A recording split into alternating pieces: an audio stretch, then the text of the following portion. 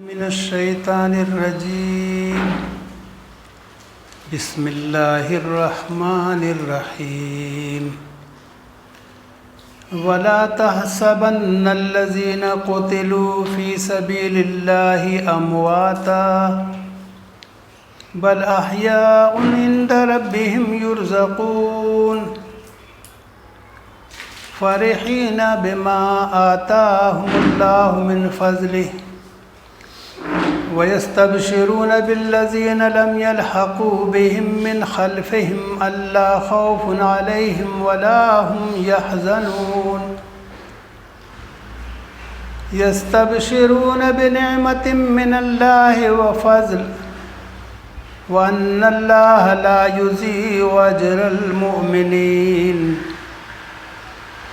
الذين استجابوا لله والرسول من بعد ما أصابهم القرح للذين أحسنوا منهم واتقوا أجر عظيم الذين قال لهم الناس إن الناس قد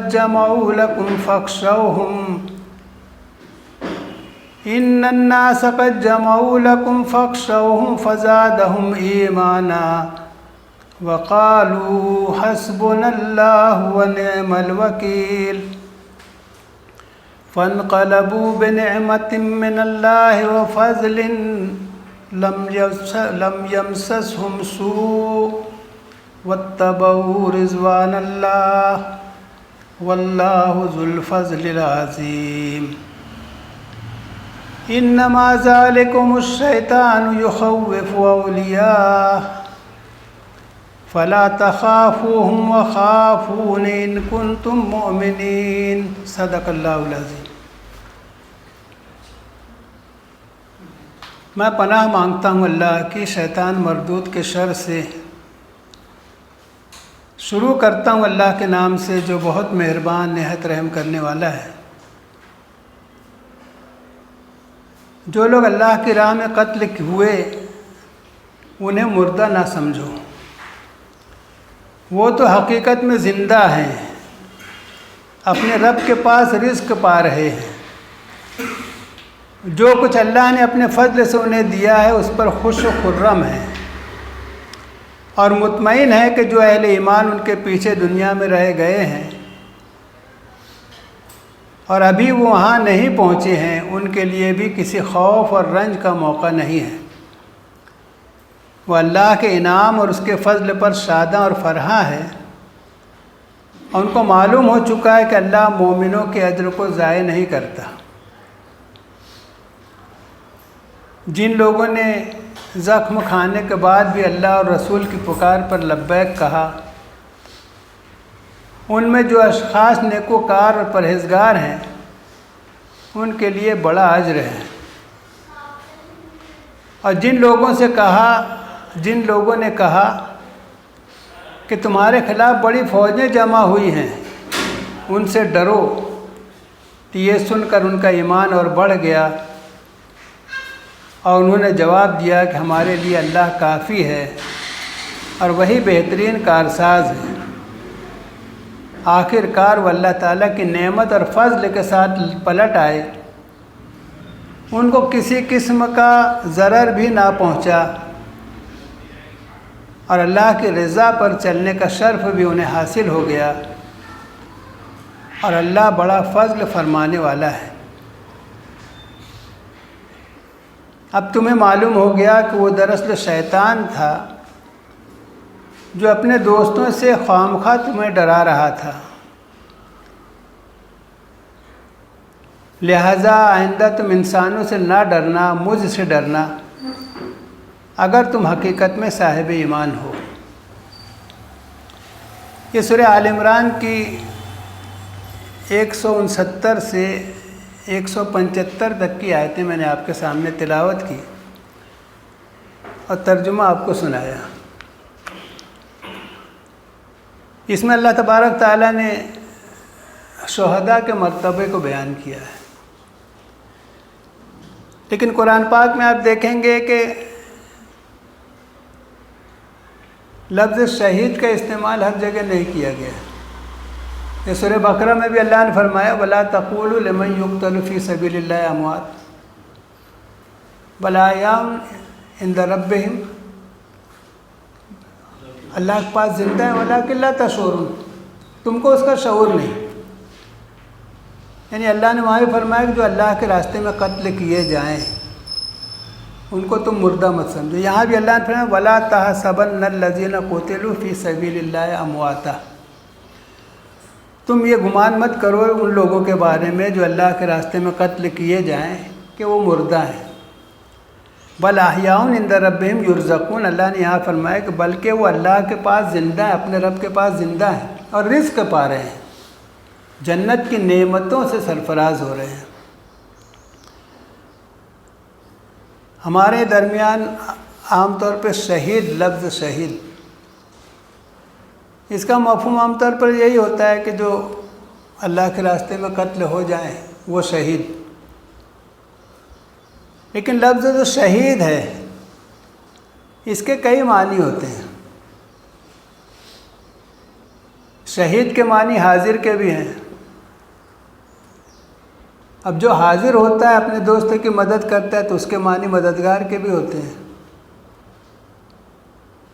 شہید کے معنی گواہ کے بھی ہوتے ہیں، شاہد اور شہید گواہ کے معنی میں بھی۔ اللہ تعالیٰ نے سورہ فتح میں یہ بات ارشاد فرمائی ہے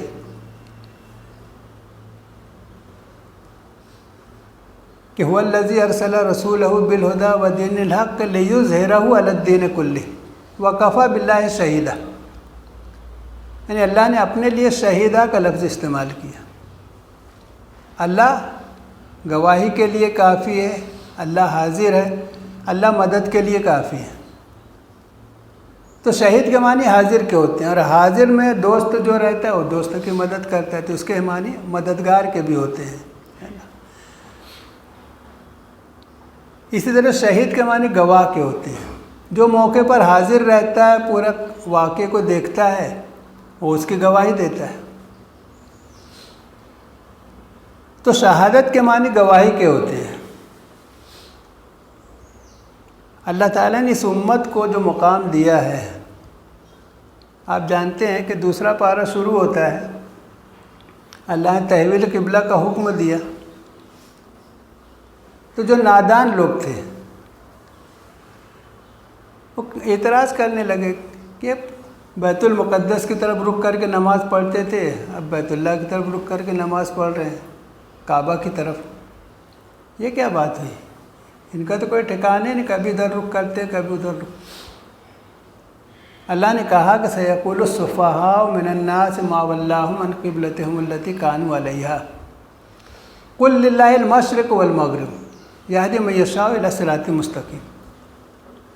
اللہ تعالیٰ کہنے کہ عنقریب سفہاء بیوقوف لوگ کہیں گے، کہہ رہے ان کو ان کے قبلے سے کس نے پھیر دیا؟ آپ کہہ دیجئے کہ مشرق اور مغرب سب اللہ کا ہے، کسی ایک سمت میں رخ کر لینا یہ نیکی نہیں ہے۔ اللہ تو ہر جگہ موجود ہے، آپ جدھر رخ کریں گے ادھر اللہ موجود ہے، لیکن اللہ تعالیٰ جدھر رخ کرنے کا حکم دیں ادھر رخ کرنا یہ نیکی ہے۔ اب اللہ تعالیٰ نے دیکھو ہجرت کے بعد رسول اللہ صلی اللہ علیہ وسلم کو حکم دیا تھا، وہ حکم قرآن پاک میں درج نہیں ہے نا، حضرت جبریل کے ذریعے حکم دیا گیا ہوگا جو بہرحال حضور صلی اللہ علیہ وسلم نے 16-17 مہینے تک بیت المقدس کی طرف رخ کر کے نماز پڑھی، اور اس کے بعد آپ کی دلی تمنا تھی کہ کعبہ کی طرف رخ کیا جائے، ہے نا، کیونکہ ابراہیمی قبلہ، اصل ابراہیمی قبلہ تو بیت اللہ۔ تو آپ کی خواہش کے مطابق اللہ تعالیٰ نے پھر حکم بھیجا فَلَنُوَلِّيَنَّكَ قِبْلَةً تَرْضَاهَا، پس اب آپ اپنا رخ اپنی مرضی کے قبلے کی طرف پھیر لیجیے۔ یہ تحویل قبلہ کا حکم تحویل امامت کا حکم تھا، یعنی پچھلی امت کو اب معزول کر دیا گیا، اس کے مقام سے ہٹا دیا گیا، اور اس امت مسلمہ کو اب وہ مقام دیا گیا۔ تو اس کے بعد اللہ نے فرمایا وَكَذَلِكَ جَعَلْنَاكُمْ أُمَّةً وَسَطًا لِتَكُونُوا شُهَدَاءَ عَلَى النَّاسِ وَيَكُونَ الرَّسُولُ عَلَيْكُمْ شَهِيدًا۔ اس طرح سے تحویل قبلہ کے ذریعے سے اللہ نے تم کو امت وسط بنایا. وَكَذَلِكَ جَعَلْنَاكُمْ أُمَّةً وَسَطًا. کیوں امت وسط بنایا ہے؟ لِتَكُونُوا شُهَدَاءَ عَلَى النَّاسِ وَيَكُونَ الرَّسُولُ عَلَيْكُمْ شَهِيدًا. اب دیکھو یہ شہداء اور شہید کا لفظ آیا ہے. تم لوگوں پر اللہ کے گواہ بنو، حق کے گواہ بنو، اور رسول تم پر حق کے گواہ بنے. رسول اللہ صلی اللہ علیہ وسلم نے صحابہ کرام کے سامنے ملک عرب میں اپنی قول سے، اپنے عمل سے حق کی گواہی دی. قول سے گواہی کا مطلب کیا؟ کہ اللہ کے دین کو، اللہ کے پیغام کو اپنی زبان سے لوگوں تک پہنچانا. یہ ہے قول شہادت کہ یہ حق ہے، اس حق کو ہم پہنچا رہے ہیں، اور اسی کی بنیاد پر قیامت میں بھی شہادت ہوگی. اکثر علماء نے اس کا ترجمہ یہی کیا ہے کہ قیامت کے دن گواہ بنائے جائیں گے. اب رسول اللہ صلی اللہ علیہ وسلم نے دیکھو عرب کے لوگوں کے سامنے حق کی گواہی دی. قیامت کے دن وہ ان کے اوپر گواہ بنا کر کھڑے کیے جائیں گے، اور ہر امت کا جو نبی وہ اپنی امت کے خلاف گواہی دینے کے لیے کھڑا ہوگا. قرآن پاک میں سورہ نساء ایک مرتبہ عبداللہ ابن مسعود رضی اللہ عنہ کو رسول اللہ صلی اللہ علیہ وسلم نے فرمایا کہ مجھے قرآن سنا. عبداللہ ابن مسعود رضی اللہ عنہ نے کہا کہ میں آپ کو قرآن سناؤں، آپ پر تو نازل ہوا ہے. آپ نے کہا قرآن سنا. انہوں نے سورہ نساء پڑھنا شروع کی، اور جب 41 نمبر آیت پر پہنچے ہیں، 41 نمبر آیت کیا؟ فَكَيْفَ إِذَا جِئْنَا مِنْ كُلِّ أُمَّةٍ بِشَهِيدٍ وَجِئْنَا بِكَ عَلَىٰ هَؤُلَاءِ شَهِيدًا. اے نبی صلی اللہ علیہ وسلم، تمہارا کیا حال ہوگا اور ان لوگوں کا کیا حال ہوگا اس وقت جب کہ ہم ہر امت میں سے ایک گواہ کھڑا کریں گے، اور تم کو ان لوگوں کے اوپر گواہ بنا کر لائیں گے. دیکھو یہ گواہی اتنی سخت ہے کہ رسول اللہ صلی اللہ علیہ وسلم اس کو جو محسوس کرتے تھے کہ اگر میری ذمہ داری کو میں نے ادا نہیں کیا، اپنی زبان سے حق لوگوں تک نہیں پہنچایا، اپنے عمل سے حق کی گواہی نہیں دی، تو اللہ کے میں کیا جواب دوں گا؟ پوچھ ہونے والی ہے. شہید کے معنی گواہ کے جو ہے نا، کہ جو عمل کیا ہے لوگوں کے سامنے حق پیش کیا ہے تو وہ کھڑا ہو کر گواہی دے گا کہ میں نے ان کے سامنے حق پیش کر دیا تھا، بے کم و کاست پیش کیے، بغیر کم زیادہ کیے پیش کیا تھا، اللہ کے پیغام کو پورا میں نے پہنچا دیا تھا. تو یہ گواہی، شہید کے معنی گواہ. اب اللہ نے اس امت کو گواہ بنایا. رسول اللہ صلی اللہ علیہ وسلم کے بعد رسول اللہ صلی اللہ علیہ وسلم تو حضور کے زمانے میں جو لوگ تھے، اب قیامت تک آنے والے سارے انسانوں کے سامنے گواہی حضور صلی اللہ علیہ وسلم کی گواہی ہوگی. لیکن آپ کے بعد آپ کی امت کو گواہ بنایا گیا ہے نا. وَكَذَلِكَ جَعَلْنَاكُمْ أُمَّةً وَسَطًا لِتَكُونُوا شُهَدَاءَ عَلَى النَّاسِ. تم کو امت وسط بنایا گیا اس طریقے سے تاکہ تم لوگوں کے سامنے حق کے گواہ بنو.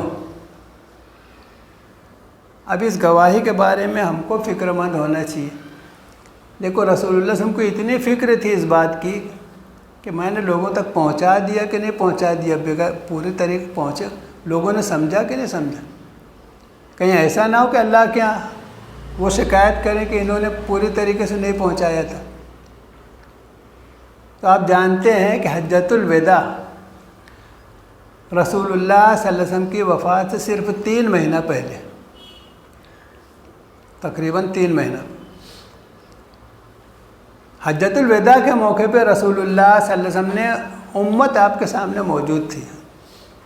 1,24,000 یا 1,44,000 صحابہ کا ایک بڑا مجمع آپ کے ساتھ تھا حجۃ الوداع میں. آپ نے ان کے سامنے کہا الا هل بلغت، کیا میں نے اللہ کا پیغام تم تک پہنچا دیا؟ سب نے ایک زبان ہو کر کہا تھا قد بلغت الرسالۃ وادیت الامانۃ ونصحت الامۃ وکشفت الغمۃ۔ ہاں اللہ کے رسول، آپ نے رسالت کا حق ادا کر دیا، ہم تک پیغام کو پہنچا دیا، اللہ کے پیغام کو۔ آپ نے امانت کا حق ادا کر دیا، اللہ کی طرف سے جو امانت دین کی ملی تھی یہ تم نے ہم تک پہنچا دی۔ ہماری نصیحت کا حق ادا کر دیا، ہماری خیر خواہی کا حق ادا کر دیا، اور ہمارے غموں کو اور فکروں کو آپ نے دور کر دیا۔ یہ گواہی جب امت نے دی ہے تو آپ نے کہا اللہم اشہد اللہم اشہد اللہم اشہد، اے اللہ تو گواہ ہے، اللہ تو گواہ ہے، اللہ تو گواہ ہے۔ یعنی حضور صلی اللہ علیہ وسلم نے اس عمل کو دیکھو کتنی مکمل طریقے سے ادا کیا تھا کہ امت نے گواہی دی، اور اللہ کو اسی وقت اللہ کو گواہ بنایا کہ اللہ تو گواہ ہے۔ قیامت کے دن جو گواہی ہونے والی ہے حضور صلی اللہ علیہ وسلم نے اس کو یہیں پر ادا کروا لیا، وہاں بھی ہوگی۔ تو یہ ذمہ داری ہے، شہادت کی ذمہ داری، یعنی اس کو شہادت حق کہتے ہیں۔ مولانا مودودی رحمۃ اللہ علیہ کتاب شہادت حق، اس کو پڑھو کہ ایک مومن جو ہے اس کے اوپر بہت بڑی ذمہ داری آتی ہے۔ ایمان لانے کا مطلب کیا کہ اللہ نے ایک ذمہ داری دے دی ہے، اس ذمہ داری کے بوجھ کو اگر ہم محسوس نہیں کریں گے، خود اپنے زبان سے لوگوں تک حق نہیں پہنچائیں گے، اپنے عمل سے لوگوں کو کر کے نہیں دکھائیں گے، لوگوں کے سامنے حق کے گواہ نہیں بنیں گے، تو اللہ کے پوچھ ہوگی۔ سورہ اعراف میں اللہ نے فرمایا ہے فَلَنَسْأَلَنَّ الَّذِينَ أُرْسِلَ إِلَيْهِمْ وَلَنَسْأَلَنَّ الْمُرْسَلِينَ۔ ہم نے جن کو بھی رسول بنا کر بھیجا ان سے بھی پوچھیں گے کہ تم نے ہمارے پیغام کو صحیح پہنچایا کہ نہیں، اور جن کی طرف ہم نے رسول بنا کر بھیجا تھا ان سے بھی پوچھیں گے کہ تم تک پیغام پہنچا تھا، اور پہنچا تھا تم نے کتنا اس کو قبول کیا، کتنا اس پر عمل کیا۔ تو شہید کے معنی گواہ کے ہوتے ہیں نا، اس طریقے سے ہم کو حق کی گواہی دینا ہے۔ اب اللہ کے راستے میں قتل کیے گئے لوگوں کو ہم شہید کیوں کہتے ہیں؟ کہ انہوں نے اس بات کی گواہی دے دی کہ اللہ کا دین، ایمان ہے نا، اسلام ہماری جان سے بھی زیادہ ہمارے نزدیک اہمیت رکھتا ہے، کہ اس کے لیے ہم جان دے سکتے ہیں، مال خرچ کر سکتے ہیں، وقت لگا سکتے ہیں۔ ایک آدمی مال خرچ کر رہا ہے اللہ کے راستے میں، وہ اس بات کی گواہی دیتا ہے کہ میرا مال ہے نا، میرے پاس اس کی اہمیت نہیں ہے اللہ کے دین کے مقابلے میں، میری جان اللہ کے دین کے مقابلے میں کوئی حیثیت نہیں رکھتی۔ اگر میری جان اللہ کے راستے میں لگ گئی تو یہ میری کامیابی ہے، میرا مال اللہ کے راستے میں لگ گیا یہ میری کامیابی ہے۔ تو آدمی اپنا وقت جو لگاتا ہے وہ گواہی دیتا ہے کہ دیکھو میرا وقت، اصل کام یہی ہے کہ میرا وقت اس میں لگ جائے، یہ اس بات کی گواہی دیتا ہے کہ میرا وقت جو ہے اللہ کے دین کے لیے، میری جان اللہ کے دین کی، میرا مال اللہ کے دین کے لیے۔ کسی نے کہا ہے نا کہ جان دی ہوئی اسی کی تھی، حق تو یہ ہے کہ حق ادا نہ ہوا۔ اور علامہ اقبال نے اس کو جس انداز میں پیش کیا ہے، شہادت، یہ شہادت گہے الفت میں قدم رکھنا ہے۔ لوگ آسان سمجھتے ہیں مسلمان ہونا، تو دین کی گواہی ہے نا، ہم دنیا کے اندر ذمہ دار بنا کر بھیجے گئے ہیں، اللہ نے خود فرمایا ہے نا، اور رسول اللہ صلی اللہ علیہ وسلم نے فرمایا فَلْيُبَلِّغِ الشَّاهِدُ الْغَائِبَ۔ خطبہ حجۃ الوداع کے ہی موقع پر آپ نے یہ گواہی لینے کے بعد یہ بات ارشاد فرمائی کہ جو لوگ یہاں موجود ہیں وہ ان لوگوں تک پہنچا دیں جو غائب ہیں۔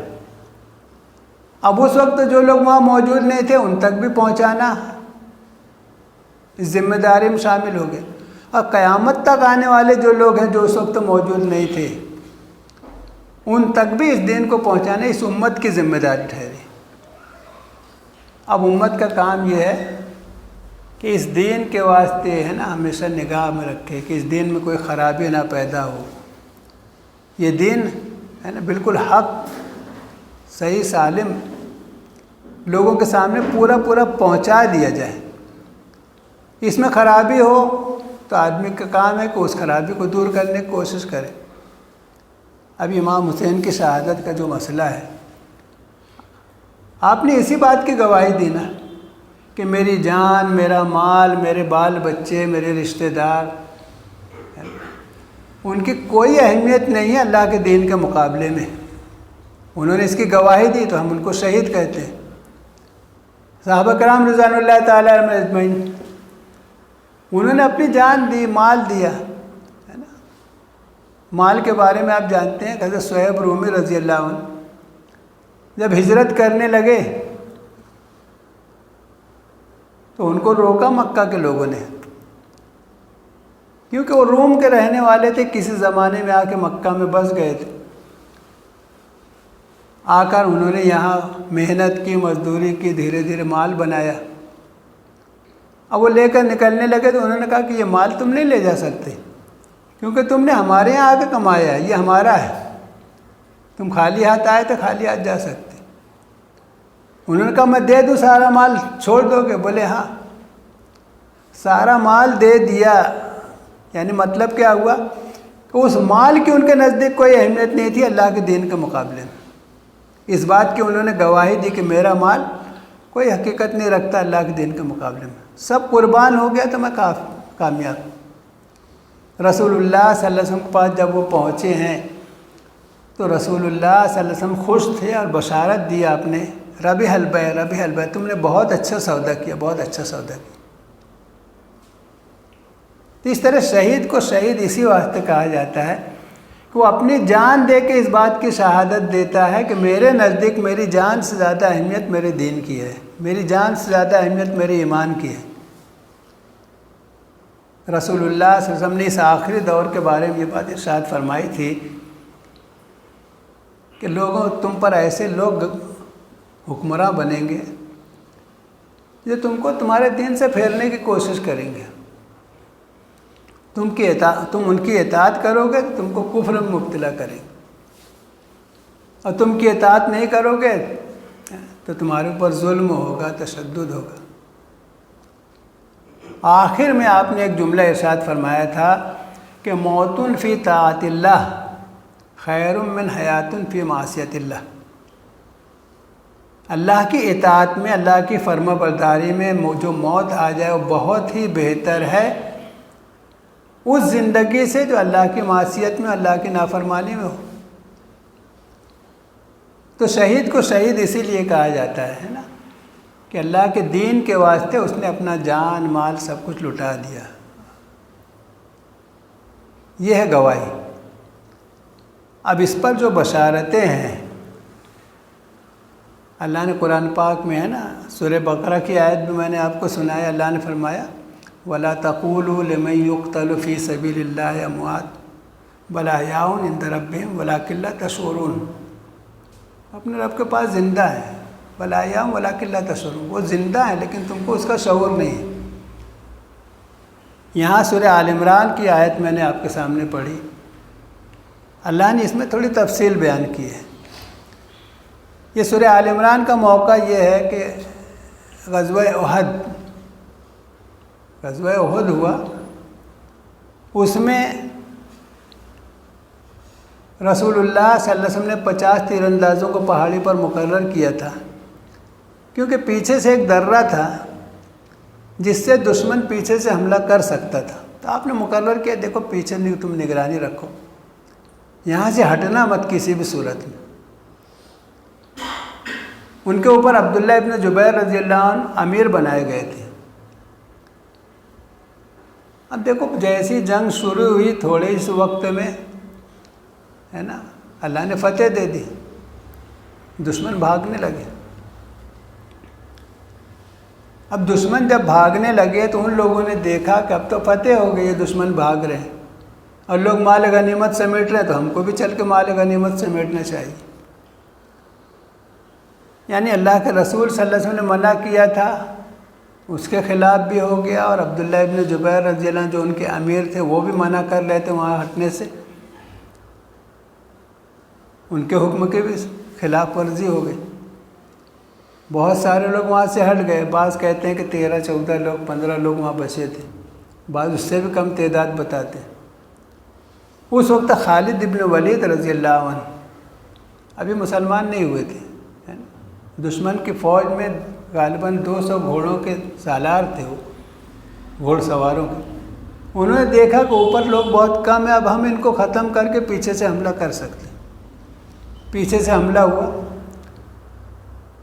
70 صحابہ شہید ہوئے۔ پہلی جنگ میں 313 مسلمان تھے، نہتے تھے، اللہ کی مدد سے 70 کافر شہید ہوئے، قتل کیے گئے۔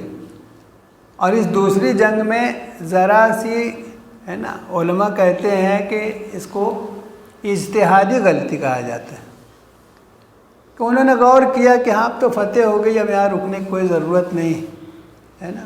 رسول اللہ صلی اللہ علیہ وسلم نے تو اس حالت میں منع کیا تھا کہ شکست تو ہوگی تو تم ہم کو، چاہے چڑیاں ہمارے جسم کو نوچ رہی ہو، تم یہاں سے مت ہٹنا۔ تو ایک اجتہادی غلطی ہے، اس کا نتیجہ کیا ہوا؟ 70 صحابہ شہید ہوئے، بے شمار زخمی ہوئے۔ خود رسول اللہ صلی اللہ علیہ وسلم اتنا زخمی ہوئے کہ آپ کو ایک تیر آ کر لگا، تیر نکالا گیا تو خون کا فوارہ ابل پڑا، ایک پتھر آ کر آپ کے ماتھے پر لگا، آپ اتنا کمزور ہو گئے کہ بے ہوش ہو کر گر پڑے۔ افواہ پھیل گئی کہ رسول اللہ صلی اللہ علیہ وسلم شہید ہو گئے، صحابہ میں افراتفری کا عالم۔ یہ موقع تھا، اس کے بعد یہ سورہ آل عمران کی یہ سب آیتیں نازل ہوئی۔ اللہ تعالیٰ کہہ رہے ہیں وَلَا تَحْسَبَنَّ الَّذِينَ قُتِلُوا فِي سَبِيلِ اللَّهِ أَمْوَاتًا۔ دیکھو تم گمان مت کرو ان لوگوں کے بارے میں، ان لوگوں کے بارے میں یہ مت سمجھو جو اللہ کے راستے میں قتل کیے جائیں کہ وہ مردہ ہیں۔ انہوں نے تو اپنی زندگی پا لی، اصل زندگی ہے جو واقعی عیش کی زندگی، اصل زندگی آخرت کی زندگی۔ رسول اللہ صلی اللہ علیہ وسلم فرمایا لا عیش الا عیش الآخرہ، زندگی تو بس آخرت کی زندگی ہے نا۔ دنیا کی زندگی ایک امتحان کی زندگی، کہ اللہ نے جو حکم دیا ہے، جو ذمہ داریاں دی ہیں، جو کچھ بھی دنیا میں دیا ہے، اس کو ہم کس طرح استعمال کرتے ہیں، اللہ کے حکم کو کتنا پورا کرتے ہیں، اللہ نے جو ذمہ داریاں دی ہیں اس کو کتنا ادا کرتے ہیں، یہ امتحان ہے۔ اب اس امتحان میں جو کامیاب ہو گیا وہ ہمیشہ کے لیے کامیاب، جو ناکام ہو گیا وہ ہمیشہ کے لیے ناکام۔ تو اللہ تعالیٰ کہہ رہے ہیں جن لوگوں نے اب جان دے دی وہ تو کامیاب ہو گئے۔ صحابہ کرام کا نقطۂ نظر یہ تھا کہ اللہ کے راستے میں جان دینے کی ان کے اندر تمنا تھی، شوق تھا۔ کیسا شوق تھا کہ اسی غزوہ احد کے موقع پہ ایک صحابی کا تذکرہ آتا ہے کہ وہ کھجور کھا رہے تھے، رسول اللہ صلی اللہ علیہ وسلم سے پوچھا اللہ کے رسول اگر میں شہید ہو گیا، قتل کر دیا گیا تو؟ فرمایا جنت۔ انہوں نے کہا کہاں کھجور کھانے میں ابھی وقت پاس کروں، کھجوروں کو ایک طرف ڈالا اور گئے جا کے اللہ کے راستے میں جہاد کیا، شہید ہو گئے۔ یہ شوق تھا ان کو۔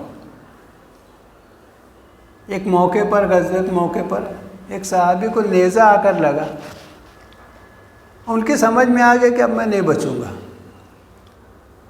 تو ان کی زبان پر تھا فزت ورب الکعبہ، رب کعبہ کی قسم میں تو کامیاب ہو گیا۔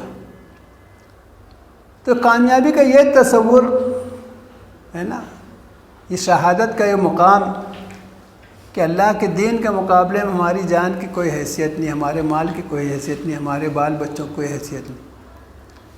سورہ توبہ ہے نا 24 نمبر آیت ہے، اس میں اللہ تعالیٰ نے دیکھو کھول کر بیان کیا کہ ہر چیز سے کی محبت سے زیادہ محبت اللہ کی محبت، اللہ کے رسول کی محبت، اللہ کے راستے میں جہاد کی محبت، اللہ کے راستے میں کوشش کرنا، وقت لگانا، جان لگانا، مال لگانا، اس کی محبت ہر محبت سے اوپر ہونی چاہیے۔ اگر اس میں کچھ کمی ہے، کسی بھی چیز کی محبت اللہ کی محبت سے زیادہ ہوتی ہے، مطلب اللہ کے کام میں رکاوٹ بنتی ہے کوئی چیز، تو اس کا مطلب کیا ہے کہ اللہ کی محبت کے مقابلے میں اس کی محبت زیادہ ہوگی۔ سورہ توبہ آیت نمبر 24 بار بار پڑھنے کی چیز۔ اللہ نے فرمایا ان کان آباؤکم و ابناؤکم و اخوانکم و ازواجکم و عشیرتکم و اموال اقترفتموها و تجارت تخشون کسادها و مساکن ترضونها احب الیکم من اللہ و رسولہ و جہاد فی سبیلہ فتربصوا حتی یأتی اللہ بامرہ واللہ لا یہدی القوم الفاسقین۔ اگر تمہارے باپ، تمہارے بیٹے، تمہارے بھائی، تمہاری بیویاں، تمہارے دیگر رشتہ دار، 5 رشتوں کا اللہ نے تذکرہ کی جس میں سب آ جاتے ہیں سب، اور وہ مال جو تم نے کما کر رکھا ہے، اور وہ تجارت جس میں ہمیشہ کساد بازاری کا ڈر لگا رہتا ہے، نقصان کا خوف رہتا ہے، اور وہ مکانات تمہارے جو تم نے بنائے ہیں اپنی طبیعت سے بہت اچھے مکانات، اگر ان میں سے کسی کی بھی محبت اللہ کی محبت سے زیادہ ہو جائے، احب الیکم من اللہ و رسولہ و جہاد فی سبیلہ، اللہ کی محبت سے زیادہ ہو جائے، اللہ کے رسول کی محبت سے زیادہ ہو جائے، اللہ کے راستے میں محنت اور کوشش کی محبت سے زیادہ ہو جائے، تو انتظار کرو اللہ کے فیصلے کا۔ اللہ اپنا حکم لے آئے، اللہ عذاب ڈال دے، اللہ نافرمانوں کو ہدایت نہیں دیتا، کامیاب نہیں کرتا۔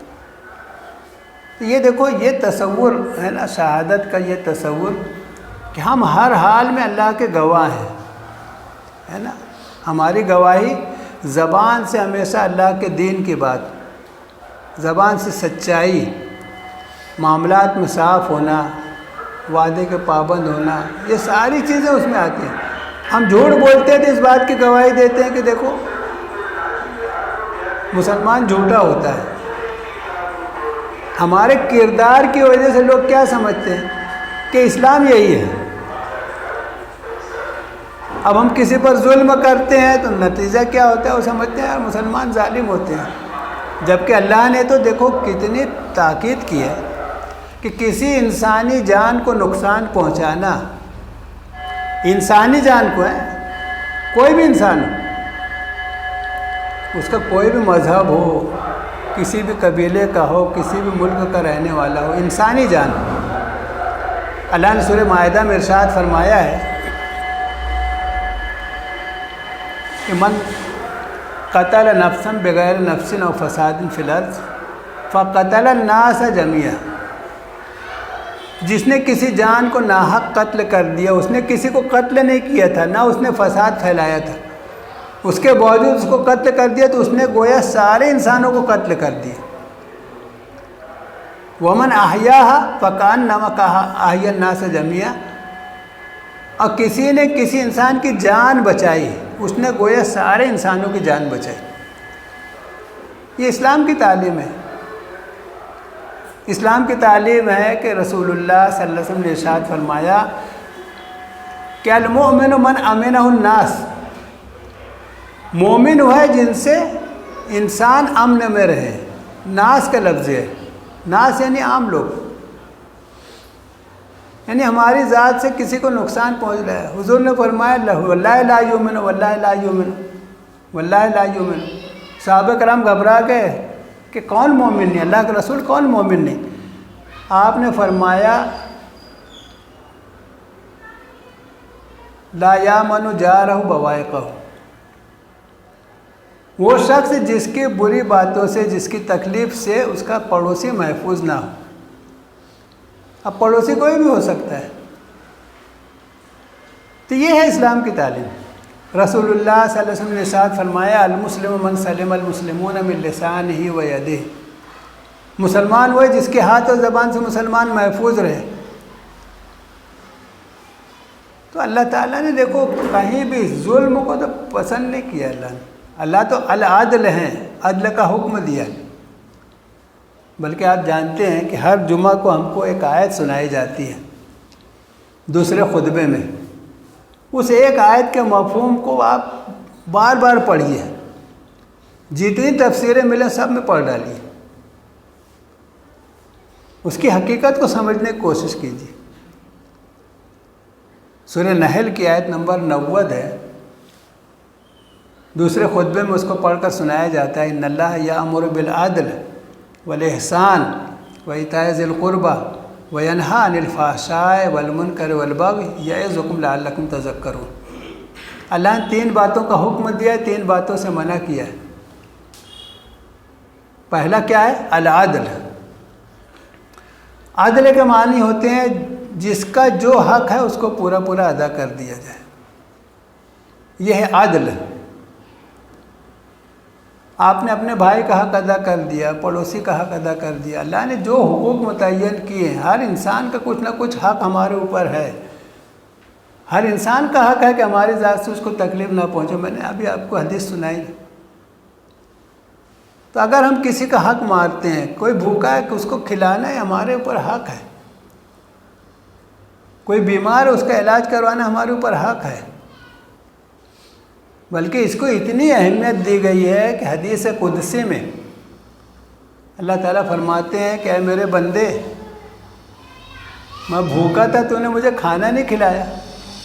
تو تصور کرو، حدیث قدسی یعنی رسول اللہ صلی اللہ علیہ وسلم نے بیان کیا کہ اللہ تعالیٰ نے یہ بات بیان کی۔ اللہ تعالیٰ کہتے ہیں میں بھوکا تھا تم نے کھانا نہیں کھلایا۔ بندہ حیران ہو کر پوچھے گا اللہ آپ تو رب العالمین، آپ کیسے بھوکے رہ سکتے؟ اللہ تعالیٰ فرمائیں گے میرا فلاں بندہ بھوکا تھا، تو اس کو کھلاتا تو مجھ کو پاتا۔ میں پیاسا تھا تو نے پانی نہیں پلایا، میرے پاس کپڑے نہیں تھے تو نے کپڑے نہیں بنوائے، میں بیمار تھا تو نے عیادت نہیں کی۔ یعنی دیکھو بندوں کی تکلیف کو، ضرورت کو اللہ تعالیٰ اپنی ضرورت اور تکلیف بیان کر رہے ہیں۔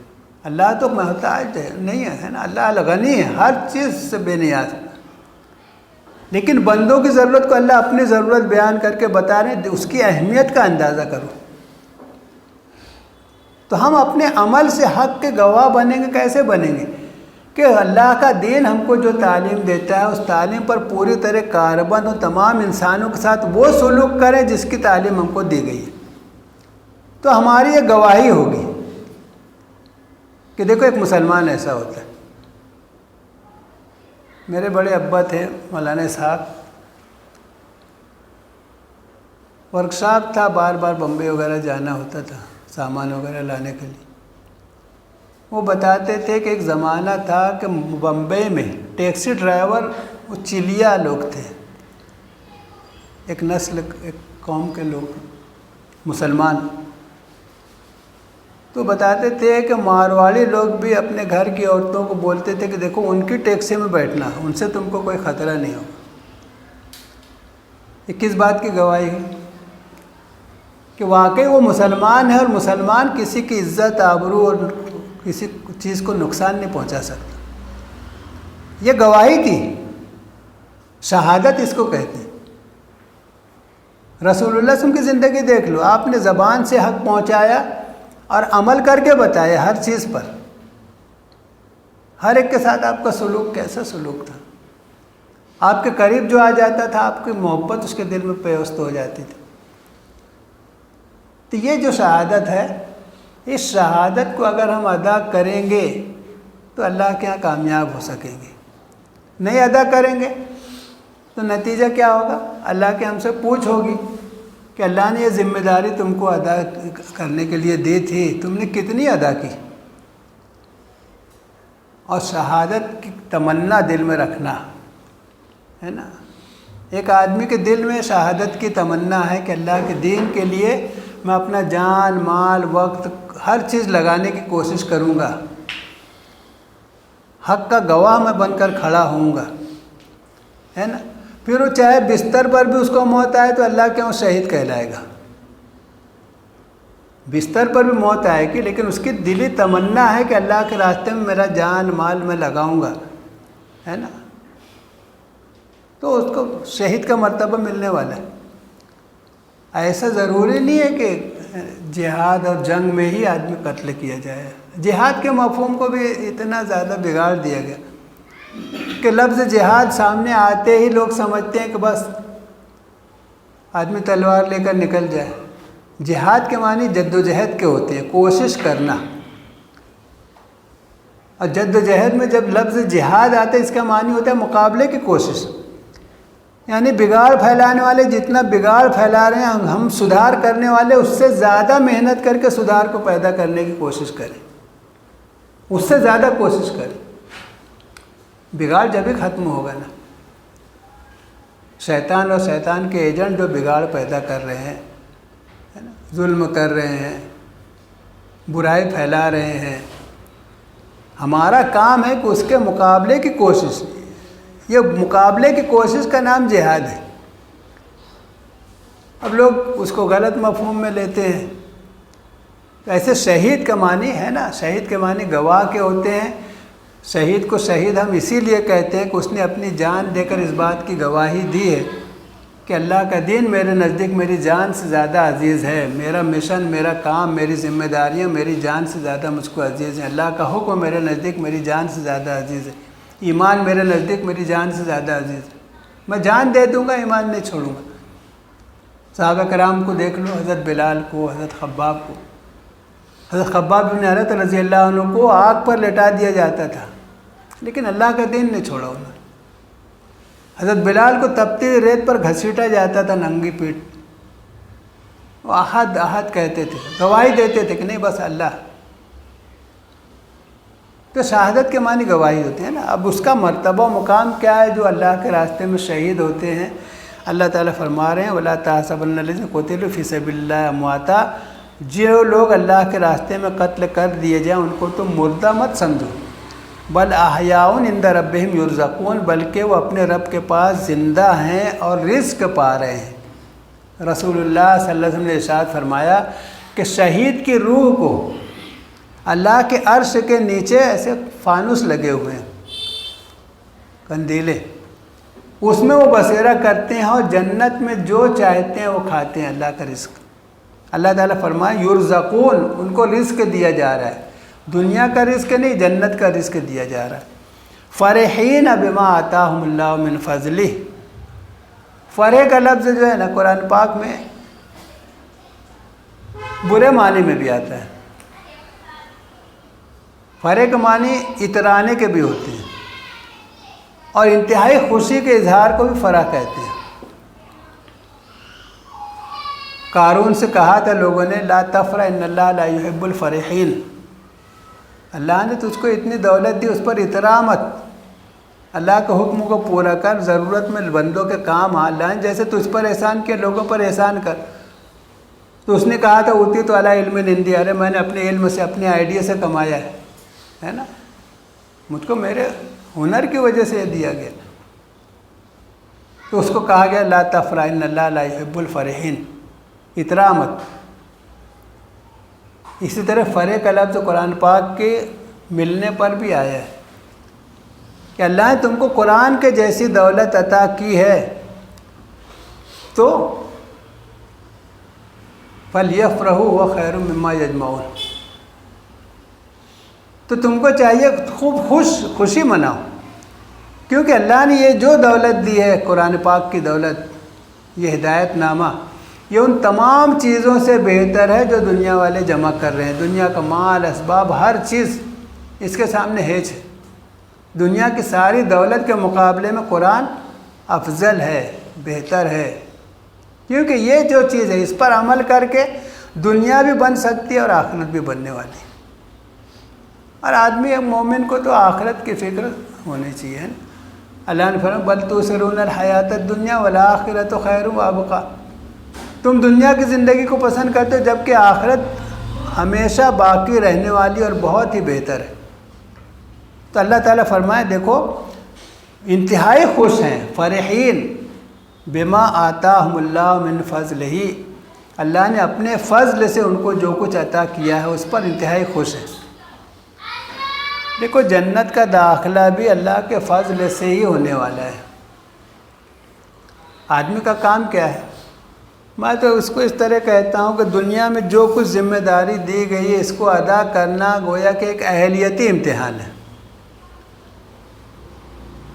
جیسے بعض ٹائم کسی امتحان میں شریک ہونے کے واسطے ایک اہلیتی امتحان لیا جاتا ہے، یا کسی پوسٹ پر لگانے کے واسطے ایک انٹرویو لیا جاتا ہے، وہ گویا اہلیتی امتحان رہتا ہے کہ یہ ہماری پوسٹ کے قابل ہے کہ نہیں، یہ اس امتحان کے قابل ہے کہ نہیں۔ ایسے گویا کہ اہلیتی امتحان ہے دنیا میں جو کچھ ہم کر رہے ہیں، اس سے جنت کے مستحق آدمی نہیں ہو جاتا۔ رسول اللہ صلی اللہ علیہ وسلم نے ارشاد فرمایا کوئی بھی اپنے عمل سے جنت میں نہیں جائے گا. بات کو سمجھنے کی کوشش کرو. کوئی بھی اپنے عمل سے جنت میں نہیں جائے گا. صحابہ کرام رضوان اللہ تعالیٰ علیہ مجمعین نے پوچھ لیا اللہ کے رسول آپ بھی نہیں؟ آپ نے فرمایا ہاں میں بھی نہیں. حتیٰ یتغمدنی اللہ برحمت منہ و فضل، یہاں تک کہ اللہ اپنی رحمت میں مجھ کو ڈھانپ لے اور اپنے فضل سے مجھ کو جنت میں داخل کر دے. جب رسول اللہ صلی اللہ علیہ وسلم کے بارے میں اچھا اب اس کو سمجھو کہ کیوں ایسا. ایک آدمی اگر پوری زندگی اللہ کی عبادت میں لگا دے، اللہ کے حکم پر لگا دے، پوری زندگی اللہ کے راستے میں قربان کر دے، سب کچھ قربان کر دے. ایک تو یہ کہ سب جو کچھ اس نے لگایا وہ دیا ہوا اللہ کا. میں نے سنا ہے کہ کسی نے کہا ہے جان دی ہوئی اسی کی تھی، حق تو یہ ہے کہ حق ادا نہ ہو. تو سب کچھ تو اللہ کا دیا ہوا ہے. ہم نے اللہ کے راستے میں لگا دیا تو اللہ پر ہمارا کیا احسان؟ کچھ احسان ہوتا ہے نہیں. یہ تو اللہ کا فضل ہے کہ اللہ نے ہم کو توفیق دی اس کو لگانے کی. دوسری بات یہ کہ اتنی نعمتوں سے اللہ نے ہم کو سرفراز کیا، اتنی نعمتیں دی ہیں، اتنی زیادہ نعمتیں ہم استعمال کر رہے ہیں. اگر اللہ کسی ایک نعمت کا حق مانگنے لگ جائے ہم ادا نہیں کر سکتے. میں اس سے پہلے ہی بتایا ہوں کہ دیکھو اس بات کو سمجھانے کے واسطے ایک بادشاہ کے یہاں، خلیفہ کے یہاں لوگ موجود تھے. اب اس کو بہت زیادہ پیاس لگی. اتنی پیاس لگی کہ اس کو ایسا لگ رہا تھا کہ اگر تھوڑی دیر پانی نہیں پیوں گا تو میں مر جاؤں گا. ایسے موقع پہ فوراً پانی لایا گیا. وہاں ایک آدمی موجود تھے، بولے رکو ذرا سا. بولے بتاؤ ابھی اس پانی کی تم کیا قیمت دو گے؟ ایک کٹورا پانی، ایک گلاس پانی. اس کو تو ایسا لگ رہا تھا نہیں پیوں گا تو ابھی مر جاؤں گا. تو اس نے کہا کہ آدھی سلطنت دے دوں گا. کیا ہوا؟ ایک گلاس پانی کی قیمت آدھی سلطنت. بولے اچھا پی لو. پی لیے. اب پینے کے بعد انہوں نے پوچھا کہ بتاؤ اگر یہ پانی آ کے تمہارے مثانے میں رک جائے، پیشاب رک گئی. جن لوگوں کو تجربہ ہوا ہے کہ پیشاب رکتی ہے تو آدمی تڑپتا ہے، اس میں بھی یہی کیفیت ہوتی ہے کہ اب مرا تب مرا. اب بتاؤ پانی اگر آ کر رک گیا، نہیں نکلے، پیشاب رک گئی ہے، تو بتاؤ اس کے واسطے تم کتنا دو گے؟ تو اس نے کہا آدھی سلطنت. یعنی معلوم کیا ہوا کہ ایک گلاس کی قیمت پوری سلطنت. اب اللہ نے اتنی نعمتیں ہم کو دی ہیں، ہم اللہ کا کیا حق ادا کر رہے ہیں؟ اللہ حساب لینے پر آ جائے. رسول اللہ صلی اللہ علیہ وسلم دعا کیا کرتے تھے اللہم حاسبنی حسابا یسیرا. تہجد کے وقت اندھیرا، حضرت عائشہ ٹٹولنے لگی کہ حضور کہاں ہے؟ تو آپ سجدے میں تھے اور آپ دعا کر لیتے اللہم حاسبنی حسابا یسیرا، اللہ مجھ سے آسان حساب لیجیے. حضرت عائشہ رضی اللہ عنہ نے پوچھا کہ اللہ کے رسول آسان حساب کا کیا مطلب؟ تو فرمایا کہ اللہ تعالیٰ دیکھیں اور بولے جا جنت میں. پوچھ تاچھ نہ ہو کہ تو نے یہ کیوں کیا اور یہ کیوں نہیں کیا. پوچھ تاچھ جس سے کی گئی وہ تو مارا گیا. وہی میں کہہ رہا ہوں کہ اللہ کی اتنی نعمتیں، اللہ کسی ایک ایک نعمت اگر گنانے لگ جائے ہے نا، جیسے قرآن پاک میں ہے ثم لتسألن یومئذ عن النعیم، پھر تم سے نعمتوں کے بارے میں سوال ہوگا.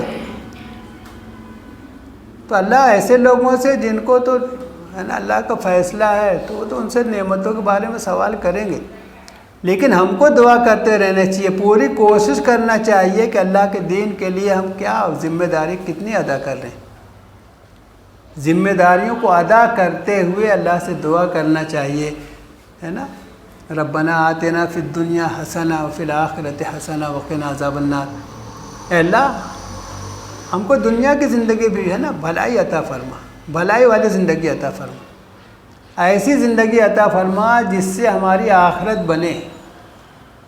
دنیا کی بھلائیاں بھی عطا فرما اور آخرت کی بھلائیاں بھی عطا فرما، اور جہنم کی آگ سے ہم کو بچا لیجیے. اسی طرح یہ دعا کرتے رہنا چاہیے، اللہم حاسبنی حسابا یسیرا، اللہ مجھ سے آسان حساب لیجیے، ہے نا، مطلب زیادہ پوچھ تاچھ نہ ہو، بس اللہ تعالیٰ دیکھیں اور بولیں جا جنت میں، یہ ہے کامیابی۔ اللہ تعالیٰ کہہ رہے ہیں کہ دیکھو ان کو ایسے نعمتیں عطا کی جائیں گی اللہ کے فضل سے کہ انتہائی خوش ہوں گے، اور ان لوگوں کے بارے میں بھی وہ خوشخبری دیں گے، خوش ہوں گے جو ابھی ان کے پاس نہیں پہنچے ہیں، یعنی ان کے دوست اور ساتھی جو ابھی دنیا میں محنت کر رہے ہیں، اللہ کے دین کے لیے کوششوں میں لگے ہوئے ہیں، اپنا وقت اور مال لگا رہے ہیں، جان لگا رہے ہیں، ان کے بارے میں بھی وہ خوش ہوں گے کہ ان کے محنتوں کو اللہ ضائع کرنے والا نہیں ہے، ان کے لیے بھی کوئی خوف اور رنج کا موقع نہیں ہوگا۔ یہ بشارت ہے نا۔ اللہ تعالیٰ کہہ رہے ہیں کہ وَأَنَّ اللَّهَ لَا يُضِيعُ أَجْرَ الْمُؤْمِنِينَ، اللہ تعالیٰ ایمان والوں کے اجر کو ضائع نہیں کرتا، یعنی ہم کو اللہ کی ذات پر یہ اعتماد ہونا چاہیے کہ ہماری معمولی کوششوں کا بھی اللہ بھرپور اجر دینے والا ہے۔ دیکھو قرآن پاک میں اللہ تعالیٰ نے نیکیوں کے بارے میں بات ارشاد فرما دی ہے کہ من جاء بالحسنۃ فلہ عشر امثالھا، جو ایک نیکی لائے گا اس کا 10 گنا اجر اس کو دیا جائے گا۔ اللہ کا بالکل ایک کھلا وعدہ ہے ہر نیکی کے بارے میں، لیکن اللہ کے راستے میں جو مال لگایا جاتا ہے اخلاص کے ساتھ اللہ کے دین کی سربلندی کے لیے، اس کا تو معاملہ ہی بہت عجیب ہے۔ اللہ نے سورہ بقرہ میں ارشاد فرمایا ہے مثل الذین ينفقون اموالهم فی سبیل اللہ کمثل حبۃ انبتت سبع سنابل فی کل سنبلۃ مئۃ حبۃ واللہ یضاعف لمن یشاء واللہ واسع علیم۔ اللہ کے راستے میں جو مال لگایا جاتا ہے نا، اس کی مثال ایسی ہے جیسے ایک دانہ بویا گیا، ایک دانہ زمین میں بویا گیا، اب اس سے پودا ہوگا، اس میں 7 بھٹے لگے اور ہر بھٹے میں 100 دانے، ایک کا 700۔ یہ سب اللہ کی رحمت اور فضل ہے نا۔ جتنا اخلاص ہوگا، صرف اللہ کے لیے جو عمل ہوگا، واقعی اللہ تعالیٰ اس کا جو چاہے اجر عطا فرمائے، ہے نا۔ اللہ خزانے میں کوئی کمی نہیں ہے۔ اللہ تعالیٰ کہنے اللہ جس کا چاہے اس کا بھی کئی گنا کر دے، ہے نا۔ 700 کا 7000 اللہ کسی کو دے تو کون روکنے والا ہے اللہ کو۔ اور اللہ بڑی وسعت والے اور علم والے ہیں، اللہ خزانہ اتنا ہے کہ ہم سوچ بھی نہیں سکتے۔ للہ خزائن السماوات والارض، اور اللہ علم والے ہیں، کس نے کس نیت سے کون سا عمل کیا ہے۔ اخلاص نیت کے ساتھ جو ہوگا یقیناً اس کا ایسا اجر اللہ تعالیٰ دینے والے۔ تو ہم کو چاہیے کہ ہم اللہ کے دین کے لیے، ہے نا، کوشش کرنے والے، محنت کرنے والے بنیں۔ یہ جو شہادت علی الناس کا ذمہ داری اللہ نے دی ہے، اس ذمہ داری کو ادا کریں، اپنا وقت لگائیں، مال لگائیں، ہے نا، صلاحیت لگائیں۔ اللہ نے دماغی صلاحیت دی ہے، بولنے کی صلاحیت دی، ان ساری صلاحیتوں کو اللہ کے دین میں لگائیں گے تو انشاءاللہ ہم بھی مقام شہادت پا سکتے ہیں۔ ایسا ضروری نہیں ہے کہ راستے میں اللہ کے جہاد میں قتل کیے جائیں جبھی، ہے نا۔ نیت ہونی چاہیے، کوشش ہونی چاہیے۔ حضرت عمر کی دعا تھی کہ اللہ مجھ کو مدینے میں شہادت کی موت عطا فرما۔ مدینے میں ان کو شہادت ملی نا۔ تو ہم کو بھی چاہیے جو اللہ تعالیٰ نے اتنے اجر کا وعدہ کیا ہے نا، بہترین اجر، اس اجر کو حاصل کرنے کے لیے دل میں تمنا، نیت ہونی چاہیے۔ اخلاص نیت ہوگا، کوشش کریں گے، عمل کریں گے، اللہ قبول فرمائیں گے۔ اللہ سے دعا ہے کہ اللہ تعالیٰ ہمیں سمجھ عطا فرمائے، نیک عمل کی توفیق عطا فرمائے۔ وآخر دعوانا الحمدللہ۔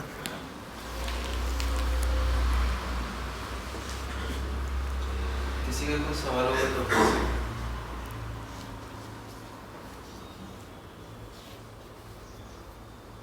پیٹ کے امراض میں اگر کسی کی موت ہوتی ہے تو وہ بھی شہید کہلاتا ہے؟ ہاں، حدیث میں بہت ساری چیزیں ایسی آئی ہیں، پانی میں ڈوب کر، ہے نا، پیٹ کے مرض میں، ایسے مختلف چیزیں۔ عورتوں کے بارے میں ہے نا، ولادت کے وقت وغیرہ، ایسے بہت ساری چیزیں آئی ہیں کہ وہ بھی شہادت کا ایک مرتبہ ہے، لیکن سب سے اونچا مرتبہ جو اصل مرتبہ ہے وہ اللہ کے راستے میں قتل کیے جانے والا ہے۔